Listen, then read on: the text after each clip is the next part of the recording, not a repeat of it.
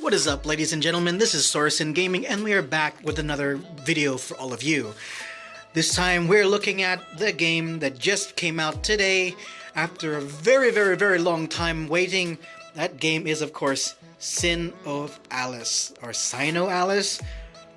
I'm not actually sure how to pronounce it, but I'm pretty sure it's SINoALICE. Anyway, you can write how to say the name in the description in the comments below. So let's start off with the pros. It's got a beautiful gothic anime artwork. I gotta say, like, the art style for each of the characters is so nice to look at. The gameplay is pretty simple to get a hang of. It's very generous with their premium currency from achievements. Doesn't seem pay to win.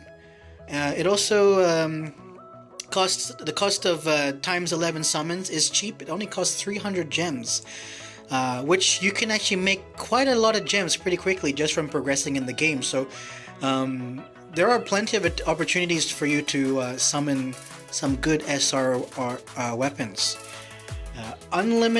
There is an unlimited times 11 summons at the start of the game. Now, I'm not sure it's unlimited, but I was doing it over and over again for almost an hour and didn't have to reset.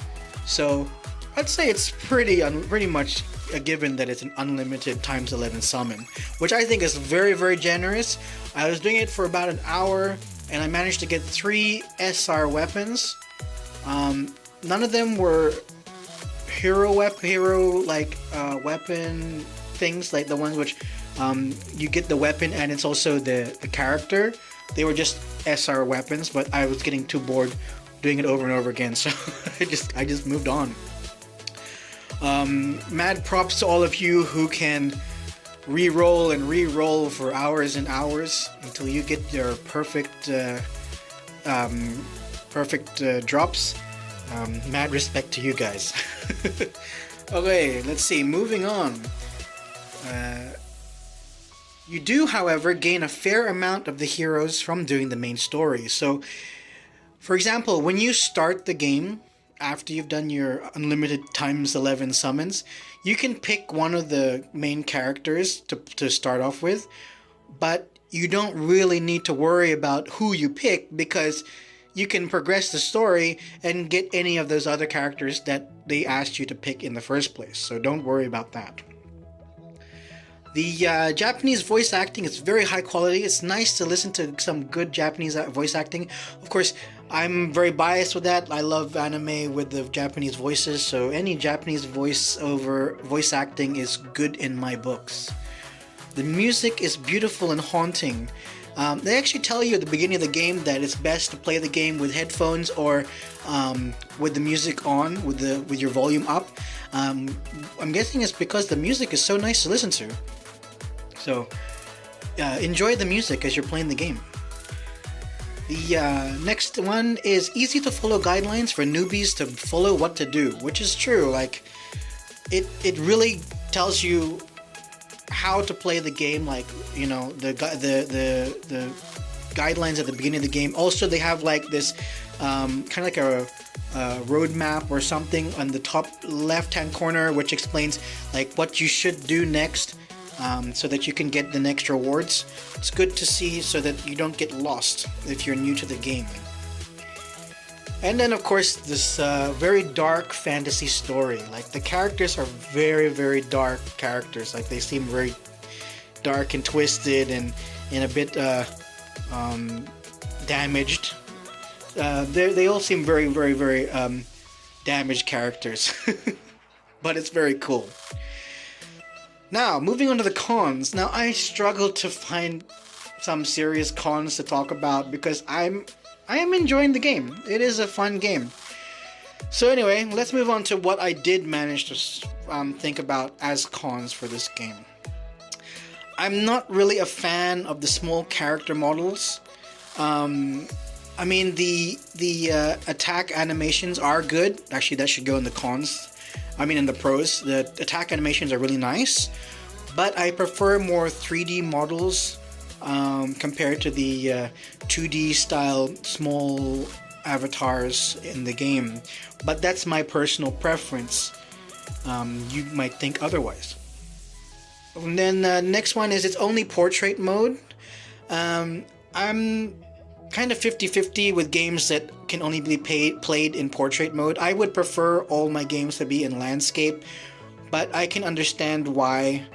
But personally, that's something that I prefer. Let's see, moving on from that. Now this one is a concern for me with most games where I play free to play, is that in the beginning you always think, wow, I'm getting all this free stuff, that's so cool, oh, the achievements are giving me so many gems.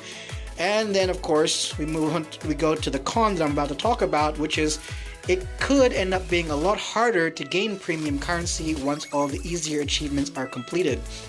I've experienced that in other games where I've made the mistake where I blow all my gems on some times 11 or times 10 summons, and I don't even really like the character. And then when a character does come out that I really like, I don't have any more gems. And I actually have done that in this game too. I had over 1,000 gems and I spent it all, and I'm regretting it already. Moving on, let's see, what's the next one?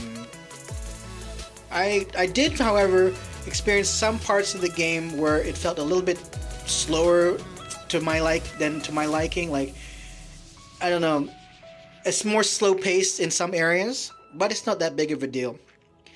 And then the final one is the cash store may be a bit on the expensive side depending on where you are in the world.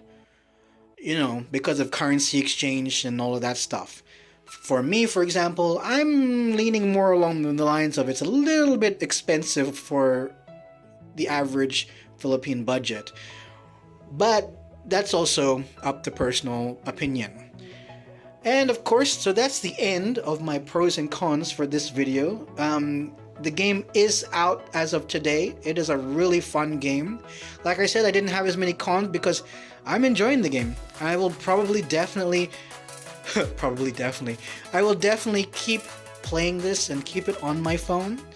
But it will be more of a casual thing because I have other games that take priority. But it is fun, and I highly recommend you to give it a try. If you do want to give it a try, I'm playing on the North American server, so you can always find me there. And until next time, thanks for watching. Remember to subscribe to my channel and like my video, and also smash that bell icon to stay up to date with all of the latest videos I post. Also a reminder that tomorrow, which will be July 2nd for me, at 7 p.m. GMT plus 8 my time, I will be live streaming Genshin Impact for the final closed beta. So if you are interested, come drop by. I'll be happy to see you. Anyway, take care everyone. Thanks again, and bye-bye.